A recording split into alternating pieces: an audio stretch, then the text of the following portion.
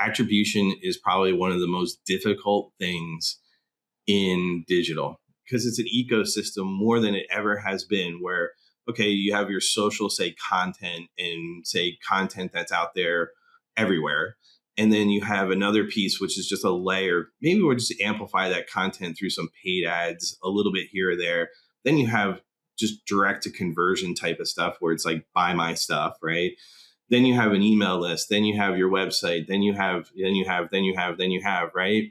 So attribution is really tough. It becomes one of those things where you turn one spinning plate off and everything starts to fall. Big old crash, yeah. Then it becomes just a balance.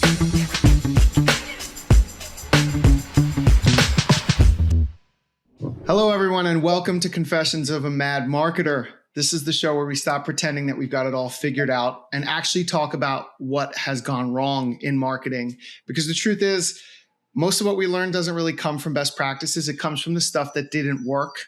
What we've changed and what we've applied has taught us. I'm Ben Ladani, and today I'm joined with my good friend, Marty McDonald, the founder and CEO at Bad Rhino.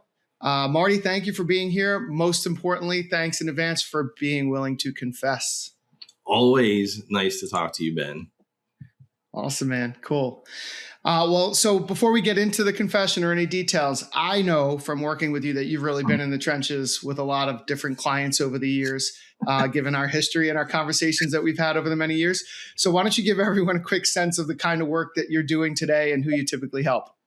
Sure. No, and I pulled you into some of those trenches and vice versa. So been a great partner over the years, Ben, and it's been a decade plus of doing that. Co-founded Bad Rhino back in 2011, been in the marketing game for 20 years, but formally branded and launched an agency called Bad Rhino in 2011. And, since then, it's a wild ride. You look at it, 15 years, all the changes that have come in. What we primarily have done, we launched in pure social media at the very beginning. And as the internet, social media, and everything changed in the advent of AI and where websites were going and all sorts of stuff, we became a full service agency. We're located in Westchester. We have a wide variety of clients. We've serviced over 470 clients over the past 15 years.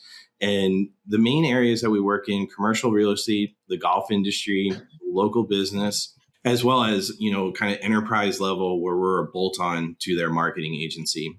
That's awesome, man. So you've been through a lot, right? And that tells me that you've probably seen some things that have taught you in your career. They may be really stuck with you. So give me that one thing. This is that confession where there's that thing you did wrong or that thing that you maybe were about to do wrong that kind of shaped your approach towards how you do marketing now. So the story I always go back to, and it really shaped my agency and marketing. I think it was like the galvanizing of the sword, so to speak, of you get excited because you have an opportunity, right? And this person wanted to work with me and we had barely a team. And I was very excited because it was a very prominent dentist, cosmetic, and he had 5 $1 million offices in revenue, and he wanted to add like 5 more, basically. The funniest part is he was like, okay, I need a website. I don't do email marketing. I want to do Google ads. I want to do social media. I need to modernize all this. And you get excited like, oh my gosh, like this would be awesome. We can take existing ones and then we can launch new ones, and you get all hyped up about it, right?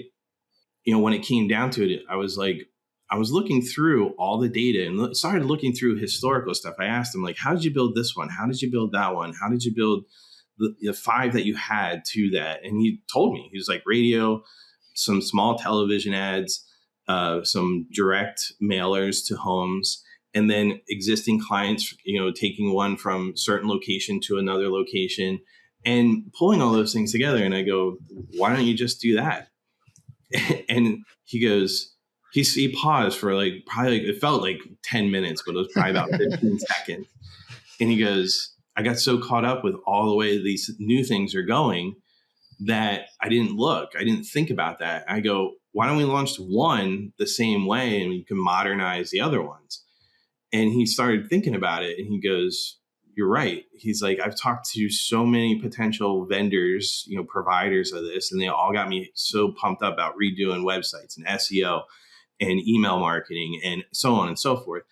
He's like that. I was like, I got to modernize or I'm going to be lost in the shuffle. And I said, well, if it worked, why don't you at least start with this first one? And maybe it won't work at this time anymore because you're looking at, 25 years of data. But I'm like, it's worth a shot before you invest all this money into everything. And then let's challenge that by start modernizing your existing ones first.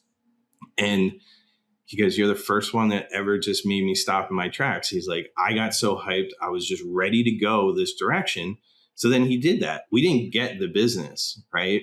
Because he did that. Then he did. We basically told him not to pay you. I did. But it was looking at the data. But what the most important thing is to that whole story was, fast forward 3-4 years where we're moving and we're doing things and you guys aren't doing Google ads. Why aren't you doing Google ads? But then you have to look at where their customers have come in. And if they're a successful business and been in business for a few years, they have something working for them, whether it's great customer service, a great pizza, whatever it is, they have something. And it taught me to start what has made them successful and then bolt on whatever else to test. So it's like, okay, let's say direct mail. So nowadays, fast forward to 2026, keep in mind too, that dentist one was like 2009-ish. So it's like very early on in this journey. And it just made me think every single time we engage with a client, unless it's a complete startup, let's talk to them about what's made them successful. Because sometimes you overlook as a business owner where that data is coming from. Like, where's your money coming from? Where are these things coming from? How many people do you have on an email list? The addendum to that story is the one time I didn't do it, and this is recent, won't mention the client, I didn't ask them how they accumulated their email list. And it's the same story. It's like, I asked doctor, how did you do this? That was one thing we skipped over because we weren't really in that element of it. We weren't in that piece of it at first for the engagement. And then I started seeing like different things fall off. I'm like, how did you get them? And I didn't ask that same question of where your customers are coming from and where your data is. And ultimately, that experience with the dentist gave me every single thing to look at and work it backwards. So if it's successful because you have billboards, maybe it's geofencing nowadays. If it's successful for that mailer, maybe we do buy some data and start to have intent-based data and put that into your Google ads and your social media ads and things like that. Maybe it is something where it's just an offer to get an email address and start to learn like how they brought people in either off the street or through digital or through other means. And that has set the stage for every single thing is where is your business coming from now? How can we make it better is the end of that story. Yeah, so it's great, especially because there's always a new shiny object, right? Especially right now, it's all AI and all the hype on AEO, and I got to go there. And so, what I'm understanding you say is like you got to really turn over the rocks to see where did all this business come from that has made you successful in order to actually apply what you should apply. But, what advice would you give to someone that doesn't even know where to start? I mean, I've worked with companies of all sizes, and I know they don't always really know the answer to that question. And that surprises you because some of them are really big and have been successful over time. So how do you coach them through that? Look, attribution is probably one of the most difficult things in digital. I mean, you almost have to guess at it sometimes. You almost have to look at activity, right? So whenever I have that question come out is like, they don't know. I'll be like, all right, so in May of 2024, you had your biggest month ever. Let's talk about what the activities were, right? So if it's a big company, we went to like 4 different conferences and we had our salespeople do a push for this. But that really isn't digital. That's not what we're talking to you about. I'm like, no, but that's important because it all interlinks now. Like before I used to be like, all right, SEO, it's real easy to see where you're ranking and that's probably driving it. You can see the clicks, you can see this. Okay, then we layer a paid thing on there. But in larger companies, especially, you have to look at activity that's going on that is supplementing that. Like, so if I showed up at an event and it's, I have a badge on that says Bad Rhino or a hat on or a sweatshirt, and I see my searches go up that month. It's just because I was at a conference and say, 40 extra people said, what's Bad Rhino, while they're sitting there and they Google it, right? All that activity then kind of turns into, let's take a look at maximizing that activity, right? So pulling all those pieces together, sometimes it gets lost, right? They're worried about, hey, we spent $100,000 last month in Google ads, but our return on ad spend was only 4x. Okay, well, that's pretty good, but why do you say only? Well, we didn't run anything and we did more sales this previous month. Okay, well, let's look at what the activities are. And the activities sometimes drive a business more so than the execution of a good, hard digital plan. But they have to be in conjunction. So you need to have time to do that. So then it becomes a strategy where it's like, okay, you're going to 4 conferences this time. So this is May of 2024, going back to that example. And you go, okay, it's May of 2024. But we're doing it in 2026 in September. Well, let's start to do an email campaign in May or June asking people if they went to or they're going to this conference. What can we put together that you have in this data that you already purchased, that we can make it better so that we can also track it better, when we get down here. And attribution is like one of the toughest things. Like, my big thing is, no matter what, client comes by, somebody on my team will say, hey, they're complaining that, this doesn't work. And I'm like, tell them you'll turn it off. And then the next month they'll be like, okay, they'll come back and they'll be like, oh my God, like, we didn't get any of this. And I was like, because it's an ecosystem more than it ever has been, where, okay, you have your social, say, content, and say content that's out there everywhere. And then you have another piece, which is just a layer. Maybe we'll just amplify that content through some paid ads a little bit here or there. Then you have just direct to conversion type of stuff where it's like, buy my stuff, right? Then you have an email list, then you have your website, then you have, right? So attribution is really tough, but you just have to know what, again, coming back, what is all the activity that you're doing for sales so that you can marry the two together and start really pulling out. Is the $250,000 that you're going to spend at a conference sending 6 people all in with hotels, airfare, et cetera, to go hammer this thing with a booth? Is that worth it versus just geofencing that one and then spending 125 going over here where you're cultivating potentially new business because that conference you've been to multiple times? And I'm going across the board here because I do truly believe it's the activity part that you can look at for defining attribution. But I always go back like, hey, you think they're not working? Let's turn them off for a couple of weeks and let's see. And they're like, it becomes one of those things where you turn one spinning plate off and everything starts to fall. They all crash. Yeah. Then it becomes just a balance. Well, maybe we cut back on Google ad spend, increase social. Maybe then it becomes more content based and it becomes a dance after a while. I mean, I love the idea of going to, taking a customer that is one of your best customers, or even you just took the entire top list of your top 20% and you start to really talk about what did they see before they became a customer? How did they come into becoming a customer? So I feel like a lot of times marketers start with the marketing data that they have and how can we make sense of this marketing data? But if you actually reverse that out and you start from the sales perspective of which of our customers are our best ones, you learn a lot on the back end about attribution. But so turning the campaigns off is an interesting tactic. So let me shift gears for a second here. So one of the tactics that we're always suggesting is what we call it demand generation. I mean, everybody knows about demand generation, but we talk about it in terms of inside a given vertical or very targeted demand generation. What do you see in the data that tells you that is actually a good thing to suggest to a customer? So you're saying, if we look at data that helps us decide when we should be doing X, Y, and Z, what data do you see that says this is a good opportunity to do demand generation, and specifically inside a given vertical?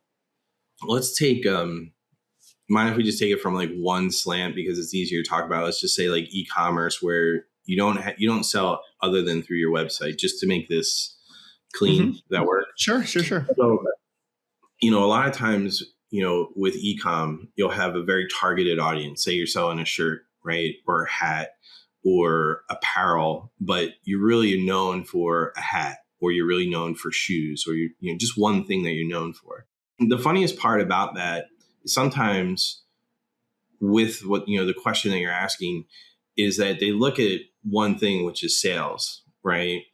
But then I like to go the opposite direction and go, well, why didn't somebody buy? Like, we sent, 100,000 people to your site through every channel imaginable. Just break that down like that. But if we do one side of it, we look at most of your traffic comes from paid, just using a random example. What if we dialed that back and then we relied on email? Because your email list is, you have a lot of people that come in, but they don't purchase, right? So let's hammer them with the features and benefits of your products. Like, let's just hammer them. They were there. They took the time to put their cell phone. They're interested. They know. Interested, but they took their time to at least go. And what I find, it's everybody has an attention span in that moment. Like, I got to go to a wedding, so I need a new suit. I got to go play golf, so I need new shoes or a shirt or something. I need a new software system for my business. Then they go, oh, my wife's calling, or my kids are calling, or they get distracted. And they get distracted. So when you start to pull all those things back, is you start to look, where's the traffic coming from? So going back to e-com, where's the traffic coming from, and what action are they taking? Do they look at one page? Do they look at multiple pages? Do they just put their email in? And going back to that, is like, all right, they put their email in. Like, we didn't make as many sales as we wanted to, but we got more emails than we ever did. So we can dial back a little bit of, say, cold traffic, and let's bring the email cadence back up a little bit. And then let's balance it out, and let's take a look at it then. Then you see, okay, there's more of a balance. We made more email, but we're not getting as many new people introduced to our brand. And then you start to level that out. And then it's like a constant battle to go through all those things. The other thing that I see, it doesn't matter the business. We were talking about e-com here just to kind of make it real simple, but they usually go after the wrong audience, right? They go after somebody that they think, so like if you take a B2B side of it, they go after who they think is looking for it. They're like, we got to get to the C-suite. Well, the C-suite, yeah, they're going to make the ultimate decision probably on like a massive overhaul of a new software or a new product that makes their workforce productive. But they never they never think about hitting the mid-level people that are suffering through the pain of actually doing the work every single day.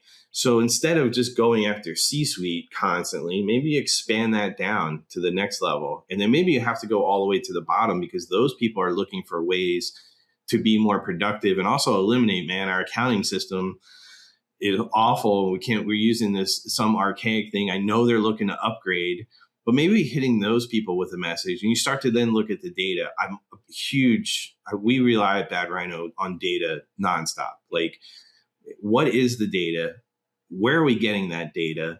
How are we getting that data? Then how are we then turning that into sales, right? In any business, no matter what, you have to start looking at it, not to go back to like attribution, but you have to understand how it works. And I always go back to, pre-internet days, I feel like one of those guys now.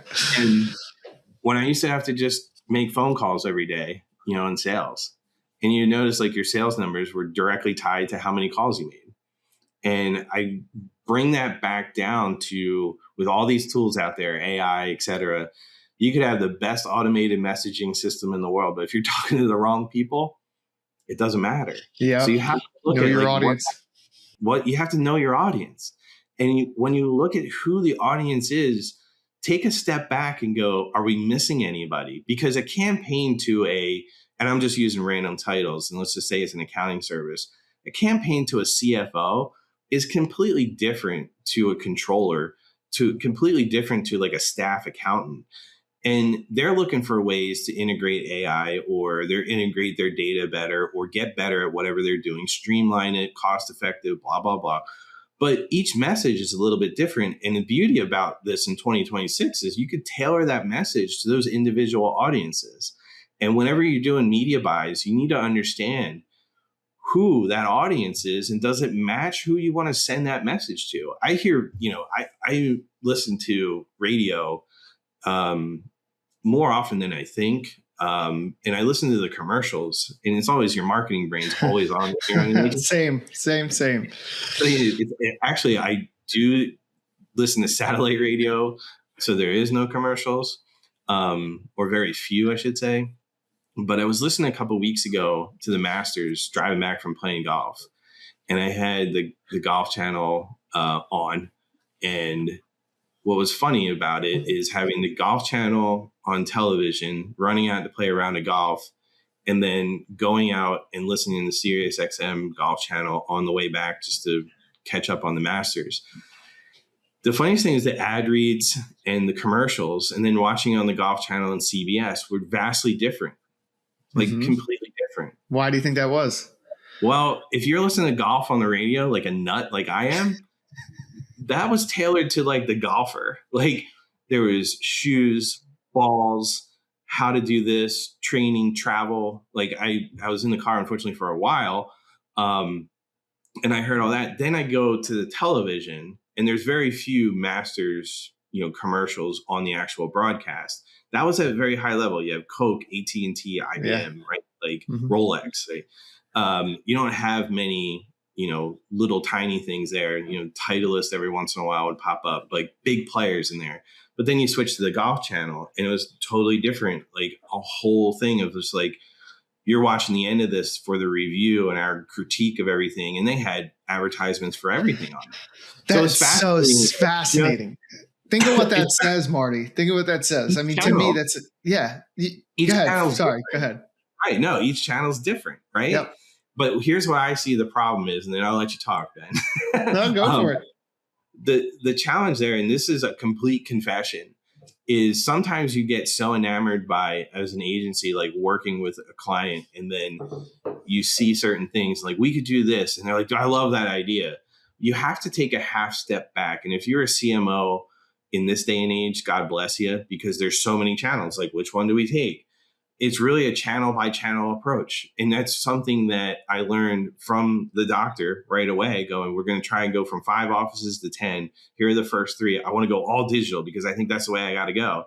Where he just reverted back to the same way it was 1988 when he started his first one. And he just reverted back to that to grow that practice to a certain level. Then he went back and he redid all the digital, and then he exited, right?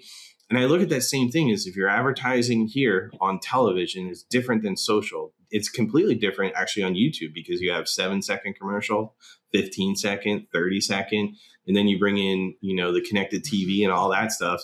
We can talk for hours on there, but each channel is different and each one deserves a message. But now you can get even granular with it. And this is what creates the confusion.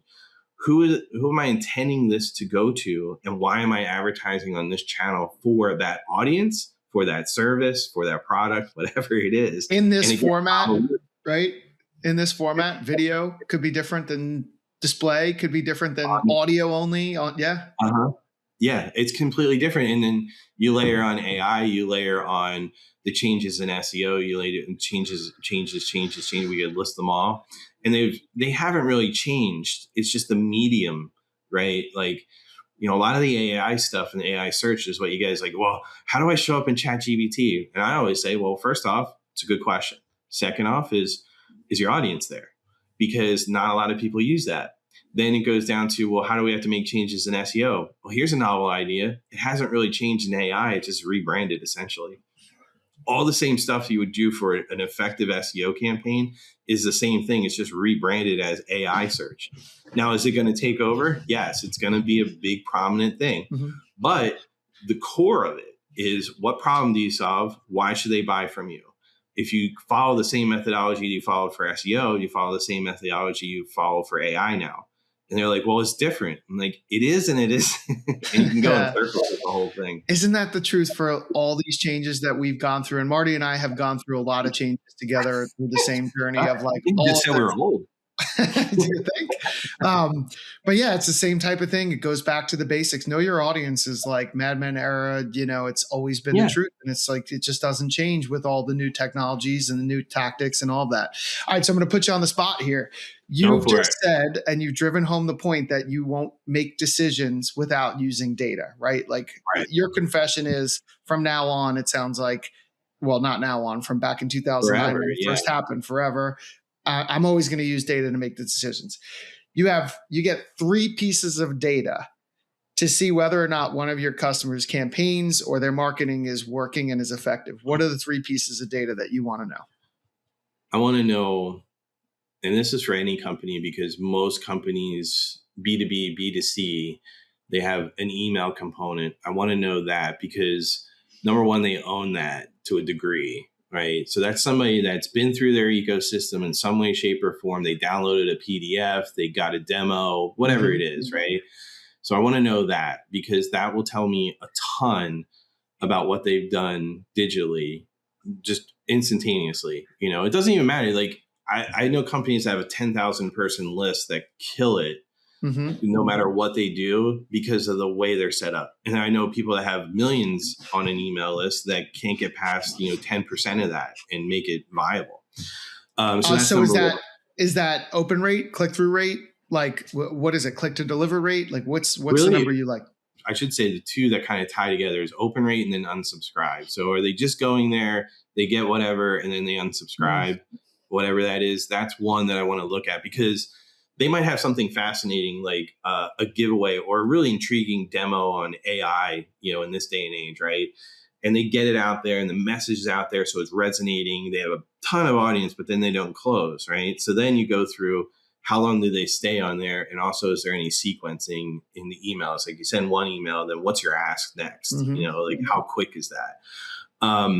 So email is number one right now. If you told me that 20 years ago when I first got in, I'd still be talking about email. And I really cut my teeth in like 2003 on email marketing. And if you had told 2003 Marty that you'd still be talking about email in 2026, I'd be like, no, it's good. No, that's not gonna. Well, you talk about a lot more golf too now, which is good. So right. It's email and golf now. Okay. All right. What's 2?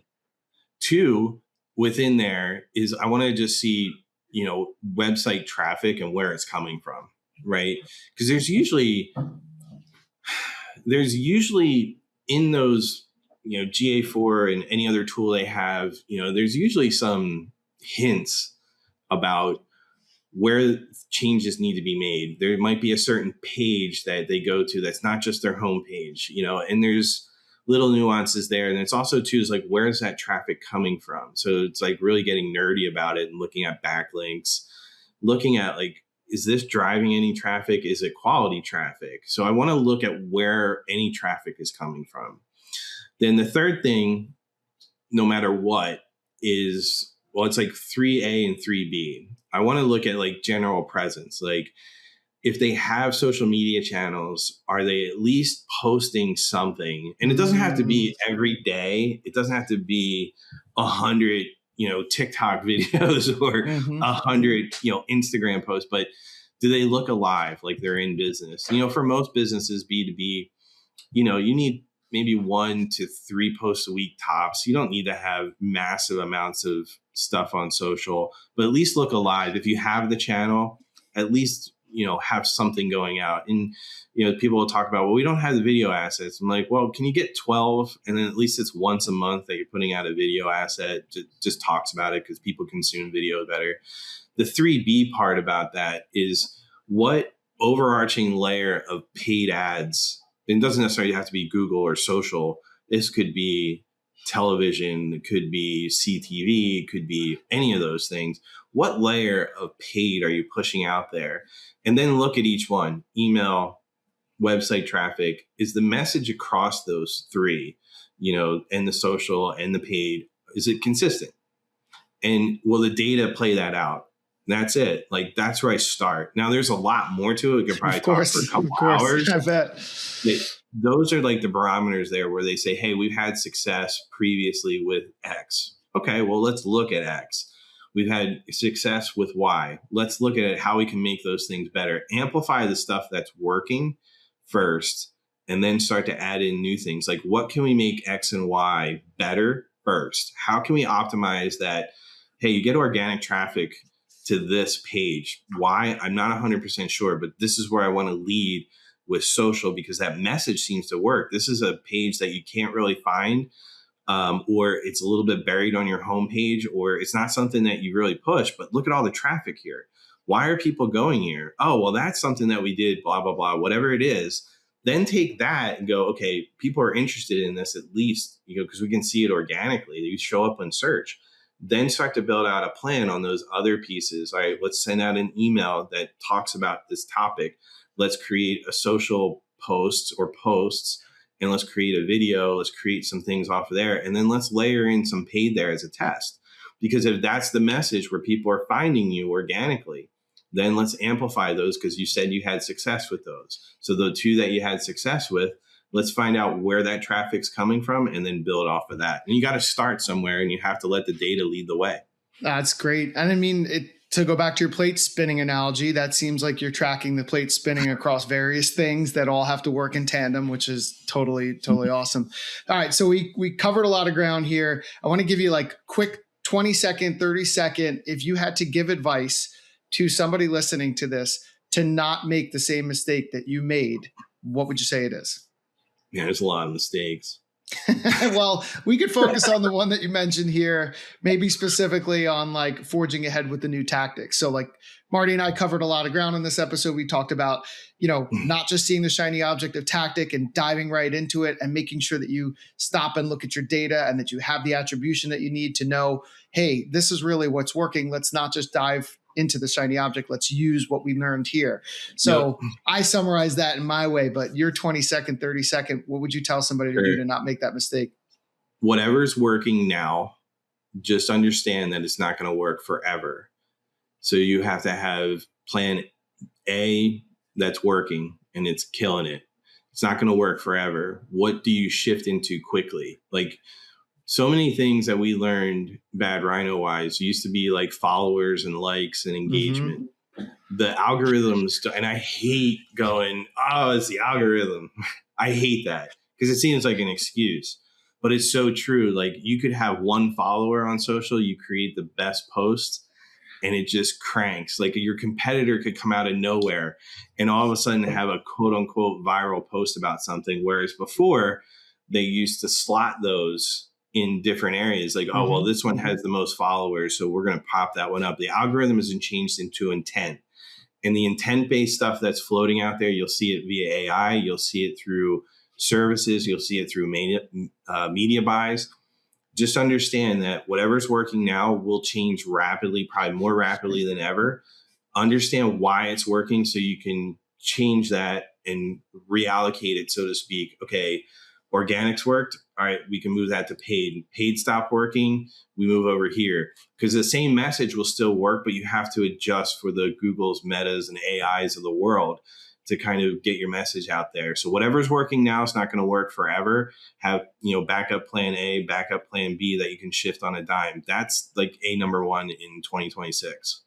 Awesome, man. Well, thank you very much for the advice, Marty. It's always good to talk to you. I know you and I could probably talk for 6 hours. While we're trying to hit some golf balls. Well, I'm trying, and you're actually doing it. But no, thank you very much. Appreciate you coming on. Where can people find you? BadRhinoInc.com. Simple as that. Awesome. Very cool. Well, thanks again, and we'll talk to you soon.